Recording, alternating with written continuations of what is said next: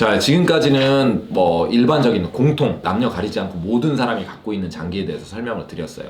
근데 이제 하복부는 여성 특화 장기들이 있어요.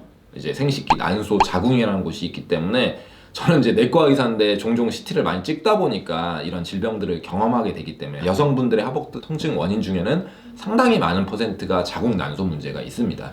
산부인과 선생님들이 당연히 훨씬 더 많이 알고 계시겠지만은 아무래도 복통하면 처음부터 산부인과로 안 가는 경우가 훨씬 더 많아서 제가 간략하게 설명을 드리고 산부인과에서 진단하기 좀 어려운 내용들도 설명을 드려보도록 하겠습니다. 이제 내과 의사가 설명을 드린다는 게 조금 부담스러울 수 있습니다. 그리고 참고해 주시고요. 그냥 간단한 경험 케이스들, 하복부 통증에 대해서 어떤 원인들이 생식기에 있을 수 있는지만 말씀드리고 넘어갈게요. 그래서 난소의 물혹이 꼬이면서 터진다든지, 그러니까 난소 낭종 파열이죠. 그리고 난소의 자궁 내막종이라는 게 또 있고요. 난소에 자궁 내막 세포가 이식이 되면서 계속 커지는 거예요. 조경처럼. 그게 또 터지는 경우가 있고, 그 다음이 자궁 외 임신. 저도 이거는 좀 한 케이스 경험을 했었는데 내과 의사가 자궁 임신 진단하고 조금 당황스럽게 했었습니다.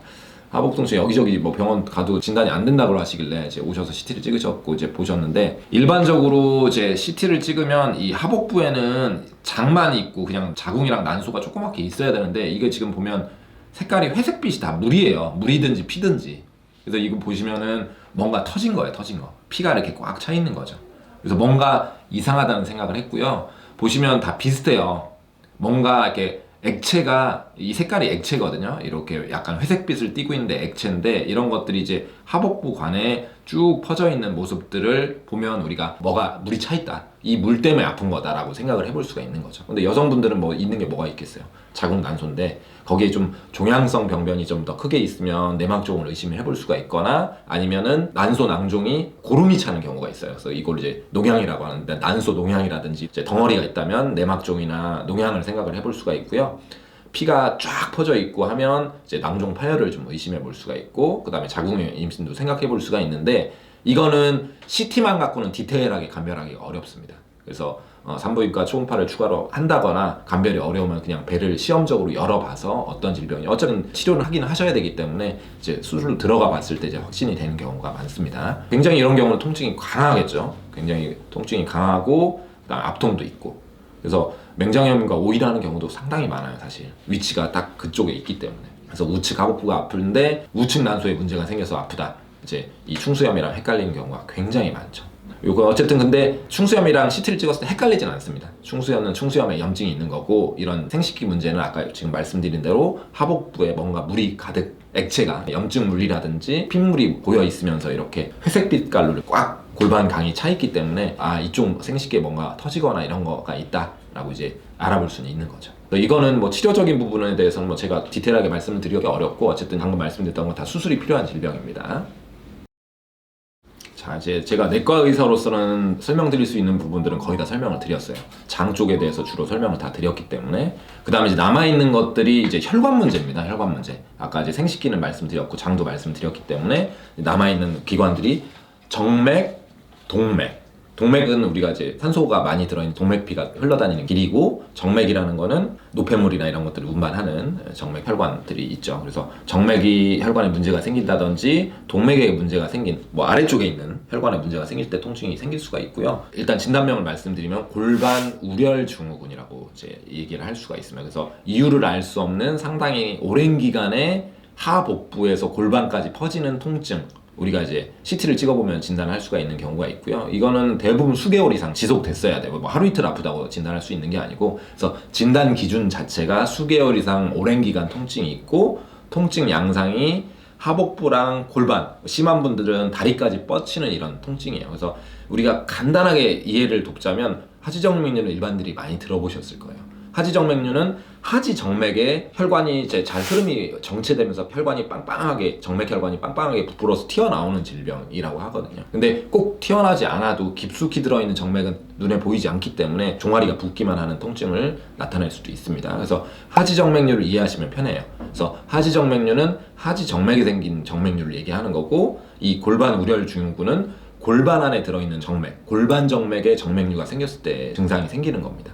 그래서 빈도가 아주 많지는 않은데 가장 놓치기 쉬운 질병이에요, 이게.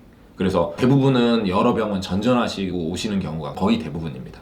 그래서 특징을 말씀드릴게요. 상당히 오랜 기간 증상이 있었고 뭐 약 먹으면 좀 좋아지는 것 같고 여러 병원 정전했는데 좀 좋아지는 것 같다 다시 생겼다.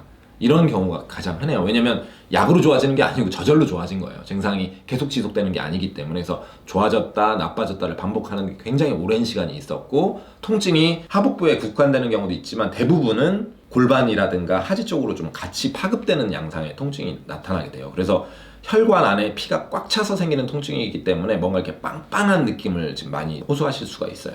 그래서 이건 남자한테는 거의 없고요. 여자분들한테 골반 정맥은 사실 다른 말로 하면 난소 정맥이거든요. 그래서 난소에서 기원하는 정맥이 빵빵하게 부풀어 있는 걸 CT에서 확인을 하고 증상이 그런 전형적이라면 골반 우렬 증후군을 진단할 수가 있고요. 치료는 아주 심한 통증이 아니고 견디실만 한 정도면 정맥류 약 같은 거 그런 것들 약이라든가 이런 걸 통해서 조금 경과를 보시게 되고 통증이 꽤 강하다면 정맥류처럼 혈관을 막아서 그 정맥을 사용하지 않도록 하는 정맥 차단술을 하게 됩니다. CT에서 이렇게 보시면 난소정맥은 양쪽으로 대칭적으로 있죠. 역시 난소정맥도 정상적으로는 잘 관찰이 안 될 정도로 굉장히 얇습니다. 근데 이분 같은 경우 보면 화살표로 돼 있는 하얀 게 지금 정맥이거든요. 여기가 난소고 보면 엄청나게 눈에 그냥 누가 봐도 띌 정도로 혈관이 부풀어 있죠. 이분은 수년이었어요. 수년 동안 계속 통증이 있었고 그리고 약간 하지 쪽으로 뻗치는 골반도 많이 아파하셨고 그러면서 이렇게 CT를 찍었더니 허옇게 관찰이 돼서 저희가 뭐 이건 시술하지 않기 때문에 협력병원 정맥류를 전문으로 시술하시는 협력병원으로 의뢰를 드려서 베나실이라고 하는 이제 정맥적 차단술을 하시고 100% 좋아지진 않았어요. 90% 정도 증상이 호전되었고요. 그렇게 이제 치료하고 이런 질병도 있다라고 하면 이제 하복부라 골반 쪽에 통증이 있을 때 한 번쯤 상기해 보시면 좋을 것 같습니다. 여성분들이요. 동맥은 터지면 절반 이상이 병원 도착 전에 사망합니다. 골반 틀어지는 척추뼈가 요추라든가 골반이 굉장히 많이 심하게 틀어지면서 자, 궁금하신 내용이 있으면 댓글 달아주시고요. 오늘 내용이 유익하셨다면 구독, 좋아요, 알람 설정 부탁드리겠습니다.